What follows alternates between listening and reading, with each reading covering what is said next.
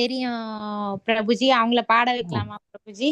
பாடுங்க மாதாஜி. இன்னொரு லலிதா கீர்த்தனை மாதாஜி, நீங்க பாடுங்க மாதாஜி. Ready Mataji, 2 minutes.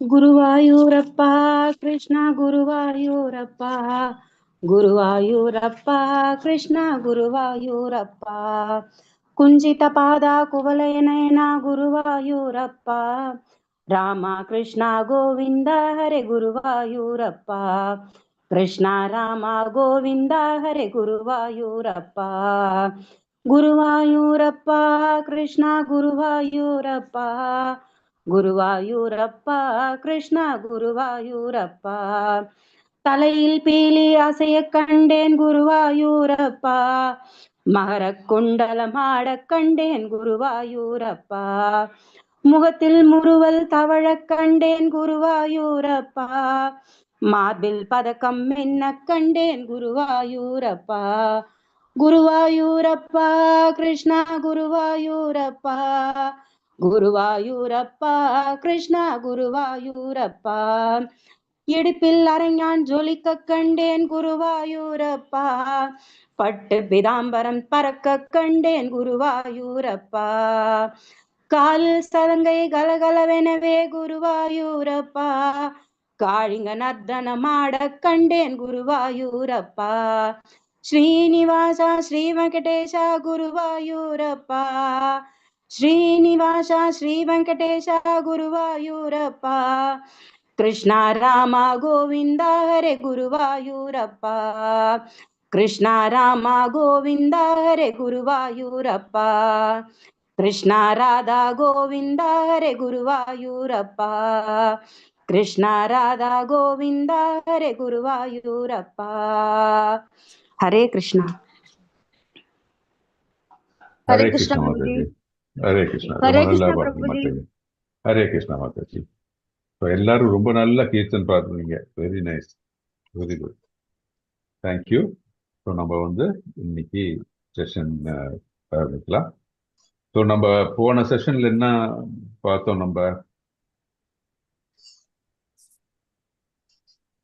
263 படிக்கணும் பிரபுஜி. சொல்லுங்க, என்ன பிரபு சொன்னீங்க பிரபு? 63 படிக்கணும். 63யா? பிரபுஜி நீங்க பக்தி விருக்ஷான்னு அனுப்பிச்சிட்டீங்க கிருஷ்ணமூர்த்தி பிரபுஜி.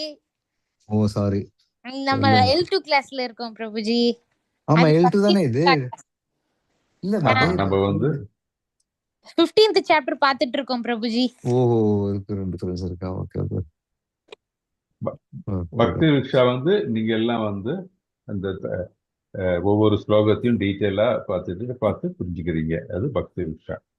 நம்ம செஷன் கிளாஸ் எடுக்கிறது நம்ம ரெகுலர் கிளாஸஸ். ஓகே, ஸோ நம்ம இன்னைக்கு என்ன பார்க்குறோம்? போன இதுல என்ன முடிச்சோம்? நம்ம 20th ஸ்லோகம் வரைக்கும் பார்த்திருக்கோம் பிரபுஜி. ஆமா, அதுல 28 ஸ்லோகம் தான். போன 15 சாப்டர்ல 20 ஸ்லோகம் தான். அப்போ 15 சாப்டர் முடிச்சாச்சு. 16th chapter. ஹரே கிருஷ்ணா பிரபு. 16th சாப்டர் இன்னைக்கு ஆரம்பிக்கணும். Very good. ஸோ இன்னைக்கு 16th சாப்டர் ஆரம்பிக்கணும். ஸோ நம்ம 15th சாப்டரோட ஹைலைட்ஸ் என்னன்னு பார்த்தா, ஓகே, அதுக்கு முன்னாடி நம்ம ப்ரேயர்ஸோட ஆரம்பிக்கலாம். ஓகே, கிருஷ்ணா. ஓம் நமோ பகவதே வாசுதேவாய, ஓம் நமோ பகவதே வாசுதேவாய, ஓம் நமோ பகவதே வாசுதேவாய. ஓம் அஜ்ஞானதிமிராந்தஸ்ய ஞானாஞ்சனசலாக்கயா சக்ஷுருன்மிலிதம் येन तस्मै श्रीगुरुवे नमः. श्रीचैतन्यमनोभीष्टं स्थापितं येन भूतले स्वयं रूपकथा मह्यं ददाति स्वपदान्तिकम्. हे कृष्णकरुणा सिन्धु दीनबन्धो जगत्पते गोपेश गोपिका कान्ता राधा कान्त नमस्तुते. सप्तकाञ्चन गौराङ्गी राधे वृन्दावनेश्वरी वृषभानुसुते देवी प्रणमामि हरिप्रिये. वाञ्छाकल्पतरुभ्यश्च कृपा सिन्धुभ्य एव च पतितानां पावनेभ्यो वैष्णवेभ्यो नमो नमः. नमः ॐ विष्णुपदाय कृष्णप्रस्थाय भूतले श्रीमति भक्तिवेदान्त स्वामी इति नामिनि. नमस्ते सरस्वती देवी गौरवाणि प्रचारिणि निर्विशेष शून्यवादी पाश्चात्य देशतारिणि श्रीकृष्ण चैतन्य प्रभु नित्यानंदा श्री अद्वैत गदाधर श्रीवासादि गौर भक्तवृंदा हरे कृष्णा कृष्ण कृष्णा हरे हरे हरे राम राम राम हरे हरे हरे कृष्णा कृष्ण कृष्णा हरे हरे हरे राम राम राम हरे हरे हरे कृष्णा कृष्ण कृष्णा हरे हरे हरे हरे हरे राम राम राम राम राम राम हरे हरे हरे हरे हरे कृष्णा कृष्णा प्रभु जी हरे कृष्णा माता जी हरे कृष्णा ஸோ நம்ம வந்து இந்த போன கிளாஸ்ல நம்ம 15th சாப்டர் அத்தியாயம் 15 நம்ம முடிச்சோம். ஸோ அதுல என்ன நம்ம பார்த்தோம் அப்படின்னா தட் இஸ் ஃபர்ஸ்ட் நான் ஷேர் பண்றேன் உங்களுக்கு கொஞ்சம் கூட ஈஸியா இருக்கும். ஹரே கிருஷ்ணா.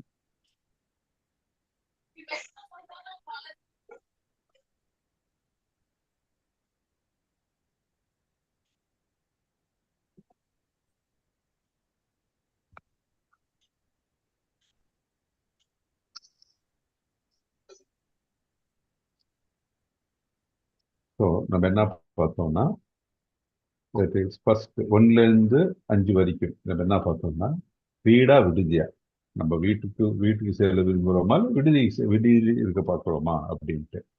ஸோ விடுதி அப்படின்னு என்ன, இந்த பௌதிக உலகம். ஏன்னா விடுதியில் நம்ம தற்காலிகமாக இருப்போம் இல்லையா. ஆனா ஆன்மீக உலகம் தான் நம்மளுடைய வீடு, அதுதான் நம்மளுடைய கான்ஸ்டிடியூஷன் பொசிஷன் அப்படின்னு பார்த்தோம். ஏன்னா நம்ம எல்லாம் இறைவனின் பெண்ண பகுதிகள். இதை புரிந்து கொண்டு வேதங்களை அறிந்து வேத வழிப்படி நடக்கும் பொழுது நாம் நமது வீட்டுக்கு திரும்பி செல்ல முடியும் அப்படின்னு பார்த்தோம். ஸோ அது 1ல இருந்து 5 வரைக்கும். அப்புறம் 6ல இருந்து 11 வரைக்கும் என்ன பார்த்தோம்னா ஆன்மீக உலகத்தினுடைய மகிமைகள். ஸோ ஆன்மீக உலகத்தின் பண்புகள், பௌதிக உலகத்தின் பண்புகள் என்ன, கிருஷ்ணருடன் நாம் இழந்த தொடர்பு என்ன, நம்மளுடைய தொடர்பு என்ன, நம்ம எதை இழந்து இருக்கிறோம் அப்படின்ட்டு அதை நம்ம பார்த்தோம். அப்புறம் நம்ம என்ன பார்த்தோம்னா 12ல இருந்து 15 வரைக்கும் பார்க்கும்போது கிருஷ்ணர் தான் எல்லாவற்றையும் பராமரிப்பவர் அப்படின்ட்டு பார்த்தோம். 12ல இருந்து 15 அது உடலில் ஆத்மாவும் இருக்காரு, மனதிலும் அவர் பறந்திருக்கிறார். அதே மாதிரி இந்த பரமாத்மாவாக இங்கும் எதிலும் பறந்துள்ளார் அப்படின்ட்டு நம்ம பார்த்தோம். அப்புறம் இந்த 16ல இருந்து 20 வரைக்கும்னா ஒரு சாரம், 15ஆம் அத்தியாயத்துல சாரம். ஸோ வீழ்ச்சி அடையக்கூடிய ஜீவன்கள் யாரு அப்படின்னு பார்த்தோம். அது தனித்து அனுபவிக்க விருப்பம் உடையவர்கள். தட் இஸ் அவங்களுடைய நமக்கு இருக்கிற அந்த லிமிட்டட் ஃப்ரீடம் பகவான் எல்லாருக்கும் அளித்திருக்கிறார். ஆனால் ஜீவாத்மா அதை தான் அதிபதினு நினைச்சு தான் எல்லா செயலும் செய்கின்றவன் அப்படின்ட்டு எல்லாம் தான் அனுபவிக்க வேண்டும் என்ற நிலையில் இருக்கிறவங்க அந்த வீழ்ச்சி அடையக்கூடிய ஜீவன்கள். ஏன்னா பகவான் நம்மளோட வீடு எங்க, பகவான் எடுக்கிற இடம். அதுல இருந்து நம்ம இந்த கட்டுண்ட நிலையில் இருப்போம். நம்ம எப்போ நம்ம பகவானை நினைக்காம இருந்தா இல்லையா. எப்பொழுதுமே பௌதிக உலகில் இருப்பவர்கள் வீழ்ச்சி அடையக்கூடிய ஜீவன்கள்னு பார்த்தோம். அதே மாதிரி வீழ்ச்சி அடையாத ஜீவன்கள் யாரு, எப்பொழுதும் கிருஷ்ணனுடன் இருக்கவே விரும்புகிறவர்கள், எப்பொழுதும் ஆன்மீக உலகை விட்டு செல்லாமல் அங்கேயே இருக்க வேண்டும் என்று நினைவில் இருப்பவர்கள் யாரு, பக்தர்கள். இதுதான் நம்ம 15 சாப்டருடைய சுருக்கமா நம்ம பார்த்தோம். இப்போ நம்ம 16 சாப்டர் போகிறோம். இப்போ 16th சாப்டர்ல என்ன அப்படின்னு பார்க்க போறோம்னா 1ல இருந்து 6 வரைக்கும் என்னன்னா தேவர்கள் மற்றும் அசுரர்களுடைய சுபாவங்கள். ஓகே, அதுக்கு முன்னாடி 16th சாப்டருடைய தலைப்பு என்ன,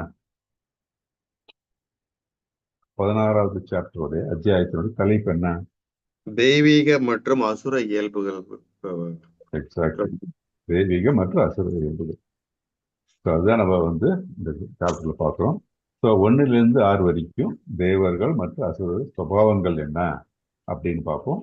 அப்புறம் 7லேருந்து 18 அசுரர்களுடைய குணம் என்னெல்லாம் அசுரர்களுடைய குணங்களாக சித்தரிக்கப்படுகிறது அப்படின்னு பார்க்குறோம். அப்புறம் அந்த அசுர சுபாவங்களுடைய விளைவுகள் என்ன, அதே மாதிரி நம்ம எப்படி முன்னேறலாம் அப்படின்னு நம்ம 19-24வது ஸ்லோகம் வரையும் பார்த்தோம். அப்படி பார்த்தா இந்த 16வது அத்தியாயத்துல 24 ஸ்லோகங்கள் உள்ளன அப்படின்ட்டு நம்ம பார்க்கணும். ஓகே, இது யார் வாசிக்கிறீங்க? பதம் 1லேருந்து 3 யார் வாசிக்கிறீங்க? வாசிக்கிட்டோம் சார் பிரபுஜி. வாசிக்கலாம் பிரபு. ஹரே கிருஷ்ணா. ஹரே கிருஷ்ணா. பதம் 16-3. ஸ்ரீ பகவான் உவாச்ச அபயம் சத்வ சுத்தி ஞான யோக விவஸ்திதிஹ திஹி தானம் தமச்ச யஜ்ஞச்ச ஸ்வாத்யாய தப ஆர்ஜவம் அஹிம்சா சத்யம் அக்ரோதஸ் தியாகः சாந்திர் அபைஷுனம் தயா பூதேஷ்வ அலுலுத்வம் மார்த்தவம் ஹரிர் அச்சபலம் தேஜः க்ஷமாத்ரிப்திः சௌஷம் த்ரோஹோ நாதி மானிதா பவந்தி சம்பதம் தேவீம் அபிஜாதஸ்ய பாரத. ஹரே கிருஷ்ணா பிரபுஜி. ஹரே கிருஷ்ணா. இந்த இது டிரான்ஸ்லேஷன் படிக்கட்டுமா பிரபுஜி? பண்ணுங்க. ஸ்ரீ பகவான் உவாச்ச, புருஷோத்தமரான முழுமுதற் கடவுள் கூறினார், அபயம் அச்சமின்மை, சத்வ சம்சுத்தி தனது இருப்பை தூய்மைப்படுத்துதல், ஹரே கிருஷ்ணா பிரபுஜி. பிரபுஜி அந்த போல்ட் லெட்டர்ஸ்ல இருக்கிறது படிங்க. 786 பிரபுஜி ஷேர் பண்ணிருக்காங்க பாருங்க. அப்படியா? Okay okay okay. Hare Krishna.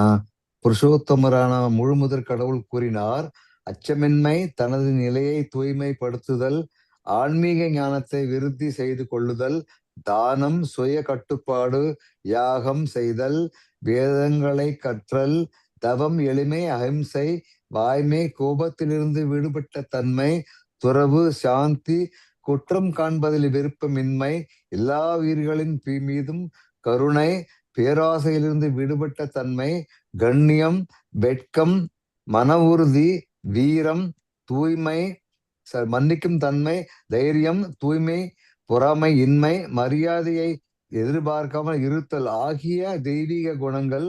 பரதனின் மைந்தனே, தெய்வீக இயல்புடைய உன்னத மனிதரை சார்ந்தவை. ஹரே கிருஷ்ணா பிரபுஜி. ஹரே கிருஷ்ணா. சோ இந்த ஸ்லோகத்துல இந்த 3 ஸ்லோகத்துல நமக்கு என்ன நமக்கு தெரிய வருது அப்படின்னா, தட் இஸ் தெய்வீக குணங்கள் என்ன அப்படின்ட்டு. தெய்வீக குணங்கள், தெய்வீக இயல்புடைய உன்னதமான மனிதர்களுடைய குணம் என்ன அப்படின்னு பார்க்கிறோம். ஸோ அதுக்கு அர்த்தம் என்னன்னா, பாக்கி எல்லாம் தெய்வீக குணங்கள் இல்லை அப்படின்ட்டு. ஓகே, என்னெல்லாம்னு ஒரு நிமிஷம் பார்க்கலாம். நம்ம அச்சமின்மை, தனது நிலையை தூய்மைப்படுத்தல், ஆன்மீக ஞானத்தை விருத்தி செய்து கொள்ளுதல், தானம், சுய கட்டுப்பாடு, யாகம் செய்தல், வேதங்களை கற்றல், தவம், எளிமை, அஹிம்சை, வாய்மை, கோபத்திலிருந்து விடுபட்ட தன்மை, துறவு, சாந்தி, குற்றம் காண்பதில் விருப்பமின்மை, எல்லா உயிர்களின் மீதும் கருணை, பேராசையிலிருந்து விடுபட்ட தன்மை, கண்ணியம், வெட்கம், மன உறுதி, வீரம், மன்னிக்கும் தன்மை, தைரியம், தூய்மை, பொறாமையின்மை, மரியாதையை எதிர்பார்க்காமல் இருத்தல். ஸோ இதெல்லாம் தான் தெய்வீக குணங்கள். இதை தவிர பாக்கி இருக்கிறதெல்லாம் பார்த்தீங்கன்னா என்ன, அசுர குணம். ஸோ இந்த குணம் 26 குணங்கள் இருக்கு இதுல. இந்த குணங்களை நம்ம கடைபிடித்தால் இதெல்லாம் தெய்வீக குணங்கள். இதெல்லாம் கடைபிடிக்கும் போது நமக்கு தெய்வீக இயல்பு உண்டாகும். ஸோ அப்படின்னா நமக்கு பகவானை சென்றடையக்கூடிய ஒரு குவாலிட்டி நம்ம டெவலப் பண்றோம். இவர்கள்லாம் இந்த குணங்கள் எல்லாம் உன்னதமான மனிதரை சார்ந்தவை அப்படின்னு. ஸோ ரொம்ப ஈஸியா நம்ம புரிஞ்சுக்கலாம். என்ன ஈஸியா புரிஞ்சுக்கலாம்? நம்ம எதை செய்ய, எந்த மாதிரி குணம் நமக்குள் இருக்கக்கூடாது அப்படின்னா இதை ரெஃபர் பண்ணா போதும். இந்த 26 குணங்கள் நமக்கு மட்டும்தான் நம்ம கிட்ட இருக்கணும், பாக்கி எல்லாம் இருக்கக்கூடாது. ஸோ இது ரொம்ப ஏன்னா அது எளிமையான வாழ்க்கை, எளிமையான சிந்தனை இல்லையா, கோபம் இல்லாமல் இருக்கிறது இல்லையா, நமக்கு பணிவோடு இருக்கிறது இல்லை, தட் இஸ் நம்ம இந்த என்ன சொல்ற தான் அப்படின்ற அகம்பாவம் இல்லாமல் இருக்கிற நிலை. இதெல்லாம் மற்ற உயிரினங்கள் மேல கருணை, வேதங்களை கற்றல். தவம்னா தவம் புரிதல் அப்படின்னா நம்ம எண்ணங்கள் அங்க போய் செய்ய வேண்டியது, நம்ம செய்யக்கூடிய செயல்கள் பகவானுக்காக அர்ப்பணித்து செய்யும் போது எண்ணமாயிடுது, தவமாயிடுது. எளிமையான வாழ்க்கை வாழ்தல் இதெல்லாம் பார்த்தீங்கன்னா ஒரு இதெல்லாம் வந்து தெய்வீக குணங்கள் அப்படின்ட்டு நம்ம இதுல தெரிஞ்சுக்கணும். ஓகே, இது ஒரு ரெஃபரன்ஸ் பாயிண்டா வச்சா போதும். தெய்வீக குணம்னா இதுதான். அப்போ மற்றதெல்லாம் வந்து பார்த்தீங்கன்னா குணம். ஸோ தத்துவ குணத்திலும் சுத்த சத்துவத்திலும் இருக்கணும்னா நமக்கு இந்த குணங்கள் நமக்குள் இருக்க வேண்டும் அப்படின்னு நம்ம தெரிஞ்சுக்கணும். இது யார் சொன்னது? நம்ம யாரும் சொன்னது கிடையாது. முழுமுதற் கடவுளே கூறுகிறார். புருஷோத்தமரான முழுமுதற் கடவுளே கூறுகிறார். யாரு? கிருஷ்ணரே சொல்றார். ஸோ அவர் சொன்னதுக்கு அப்புறம் வந்து அதுக்கு மேல எதுவுமே கிடையாது இல்லையா. எல்லாரும் இது என்ன அப்படின்னு 26 குணங்கள் என்னன்னு பார்த்து அதை நம்ம வாழ்க்கையில கடைபிடித்து பார்க்க வேண்டும். ஓகே, இப்போ 4வது ஸ்லோகம் யார் படிக்கிறா? பாக்யலட்சுமி மாதாஜி படிக்கிறீங்களா? குமுதா ரவி மாதாஜி படிங்க. ஏன் படிக்கிறேங்க மாதாஜி? ஹரே கிருஷ்ணா. தம்போ தர்போ அபிமான் சக்ரோத்த பார்ஷ்யம் ஏவச்ச அஜ்ஞானம் சபீஜ தஸ்ய பார்த்தா சம்பதம் அசூர்ணீம். பிருதாவின் மைந்தனே, தற்பெருமை, அகந்தை, வீண் அபிமானம், கோபம், கொடூரம், அறியாமை ஆகியவை அசுர இயல்புடையவர்களின் குணம். ஹரே கிருஷ்ணா பிரபுஜி. ஹரே கிருஷ்ணா மாதாஜி. ஹரே கிருஷ்ணா. பிருதாவின் மைந்தனே, தற்பெருமை, அகந்தை, வீண் அபிமானம், கோபம், கொடூரம், அறியாமை ஆகியவை அசுர இயல்புடையவர்களின் குணங்களாகும். ஹரே கிருஷ்ணா பிரபுஜி. ஹரே கிருஷ்ணா. ஸோ அசுர இயல்புடையவர்களுடைய குணங்கள் என்ன அப்படின்னா தற்பெருமை, அகந்தை, வீணல்கானம், கோபம், கொடூரம், அறியாமை. ஸோ இதெல்லாம் வந்து அசுர இயல்புடைய. இதுல அறியாமை அப்படின்னா என்ன நினைக்கிறீங்க? அறியாமை அப்படின்னா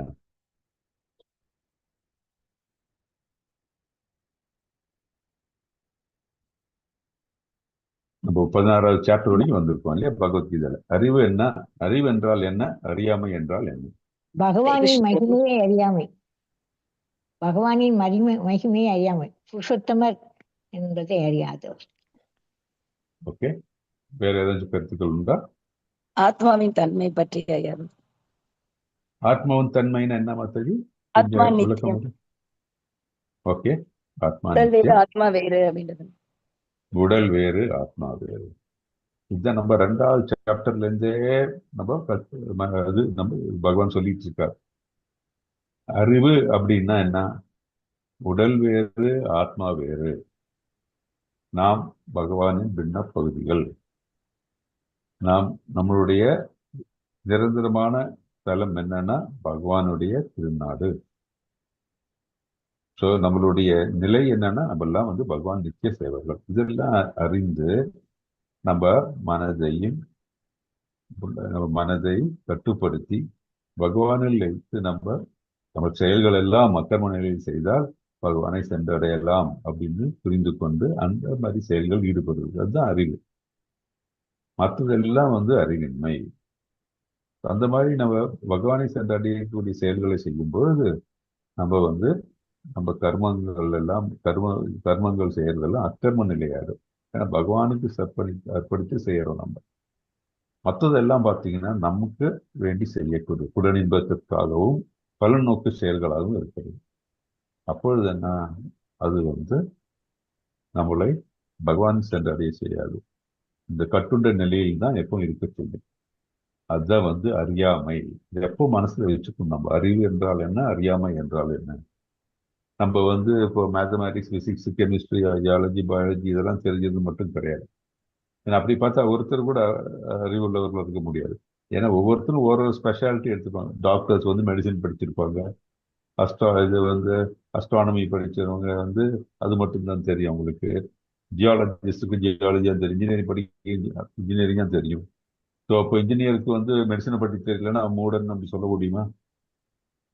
ஸோ அது உண்மையான அறிவு கிடையாது. அது ஒன்லி ஸ்கில் டெவலப்மெண்ட். உண்மையான அறிவு என்றால் என்னன்னா, நம்மளுடைய நிலையை புரிந்து கொண்டு நம்ம இலக்கு என்ன இருக்க வேண்டும் என்று புரிந்து கொண்டு இலக்கு நிலைகளுக்கு செல்ல வேண்டும். பாக்கி எல்லாம் அறியாமை. இது ரொம்ப புரிஞ்சுக்கணும். அதனாலதான் இதுல கிளியரா சொல்லிட்டு அகந்தை, அதே மாதிரி வீண அபிமானம், இதெல்லாம் நமக்கு அகந்தை இருந்தா வீண அபிமானம் தான். யாரும் நம்மள மதிக்கல, நம்ம அதான் திரும்ப சும்மா கோபம் வந்துடும். அப்புறம் என்ன கொடூரமாக நம்ம ஆக்ட் பண்ண ஆரம்பிச்சிடுறோம். ஸோ அறியாமையில் வீழ்ந்து விடுகிறோம். இதெல்லாம் அசுர குணம். ரஜோஸ் தமஸ் குணத்தில் இருக்கிறவங்க எல்லாம் அறியாமை நிலையில இருக்கிற நிலைதான். அதை மாற்றி நம்ம சத்துவ குணத்துக்கு, சுத்த சத்துவத்துக்கும் நாம் நம்மளை செலுத்த வேண்டும் அப்படின்ட்டு நம்ம பார்ப்போம். ஹரே கிருஷ்ணா. அஞ்சாவது ஹரே படம். கிருஷ்ணா பிரபுஜி. ஹரே தைவி கிருஷ்ணா. சம்பத் விமோச்சாய நிபந்தாய சுரீமதா சுச்ச சம்பதம் தைவீம் அபிஜாத்தோ அசி பாண்டவ. ஹரே கிருஷ்ணா. ஹரே கிருஷ்ணா. தெய்வீக குணங்கள் முக்தி தரக்கூடியவை, அசுர குணங்களோ பந்தப்படுத்துபவை. பாண்டுவின் மைந்தனே, கவலைப்படாதே, நீ தெய்வீக குணங்களுடன் பிறந்திருக்கிறாய். ஹரே கிருஷ்ணா. ஹரே கிருஷ்ணா.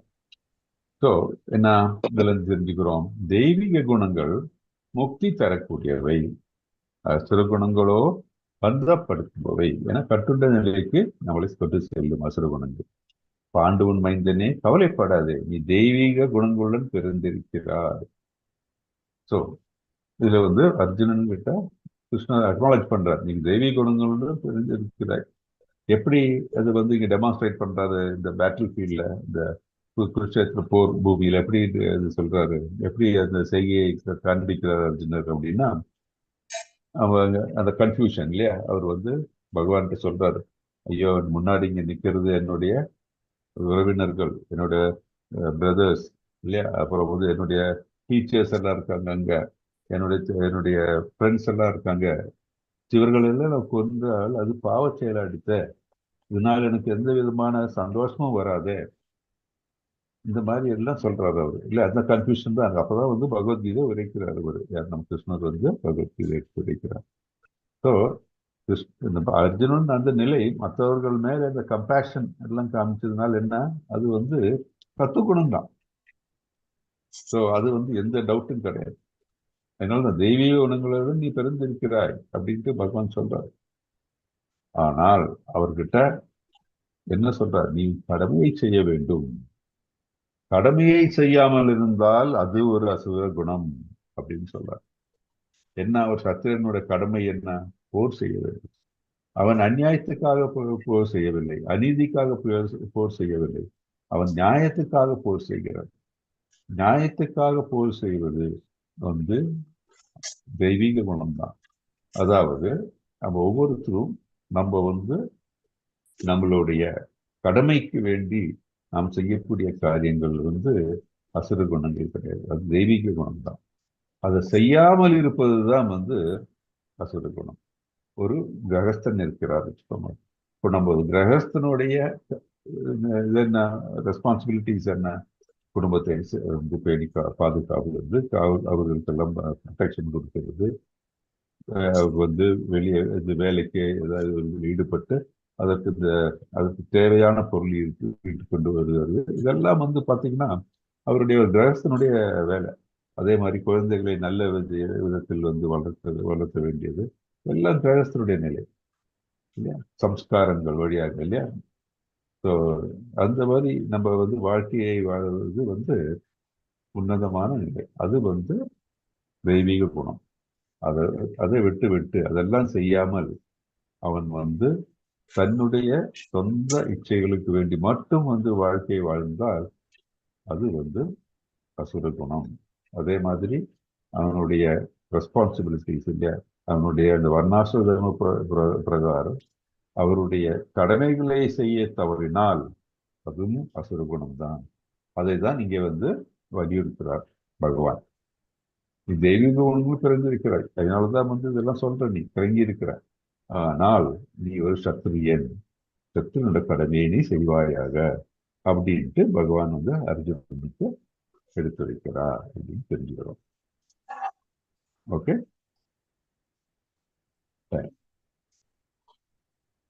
6 படிங்க. யார் படிக்கிறா? ஹரே கிருஷ்ணா பிரபுஜி. பாமினி மாதாஜி படிக்கட்டும் மாதாஜி, அதுக்கப்புறம் நீங்க படிங்க. ஓகே, படிங்க. हरे कृष्ण प्रभु जी। हरे कृष्ण माताजी। तौ भूदः सर्गौ लोके अस्मिन् तैव आसुर एव दैवो च आसुर एव च दैवो विस्तरशः प्रोक्त आसुरं पातमे शृणु। பிருதாவின் மைந்தனே, இவ்வுலகில் உள்ள படைக்கப்பட்ட உயிர்வாழிகளில் தெய்வீகமானவர்கள் அசுரர்கள் என இரு வகையினர் உள்ளனர். தெய்வீக குணங்களை பற்றி ஏற்கனவே மிக விவரமாக உனக்கு விளக்கியுள்ளேன். இனி அசுரர்களின் குணங்களை என்னிடமிருந்து கேட்பாயாக. ஹரே கிருஷ்ணா பிரபுஜி. ஹரே கிருஷ்ணா. என்ன சொல்றாரு கிருஷ்ணர்?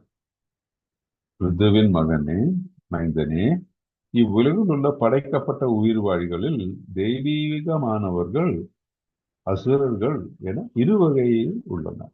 ஸோ இந்த உயிர்வாழிகள் பார்த்தீங்கன்னா, தட் இஸ் இந்த உலகில் பிறந்தவர்கள்ல படைக்கப்பட்டவர்கள்ல 2 விதமான கேட்டகரிஸ். ஒரு கேட்டகரி என்னன்னா தெய்வீகமானவர்கள், இன்னொரு கேட்டகரி என்னன்னா அசுரர்கள். அப்படின்ட்டு இரு வகையாக உள்ளனர் அப்படின்றாரு. ஸோ தெய்வீக குணங்களை பற்றி நம்ம இந்த ஃபர்ஸ்ட் 2 3 இதில் இந்த 3 ஸ்லோகங்கள்ல பார்த்தோம். குணங்களை பற்றி ஏற்கனவே மிக விவரமாக உனக்கு விளக்கியுள்ளேன், அந்த 26 குவாலிட்டிஸ் இல்லையா. இனிமே நான் வந்து உனக்கு அசுரர்கள் குணத்தை என்னிடமிருந்து கேட்பாயாக. நீ வரக்கூடிய ஸ்லோகத்துல நீ அசுரர்கள் குணத்தை பற்றி எடுத்துரைக்க போகிறார். ஸோ எது அசுர குணம் நினைக்கிறீங்க? ஒரே வார்த்தையில சொல்லணும்னா, ஒரு சென்டென்ஸ்ல வந்து அசுர குணம் அப்படின்னா எது? இது வரைக்கும் பார்த்த ஸ்லோகங்கள்ல நமக்கு என்ன தெரியுது?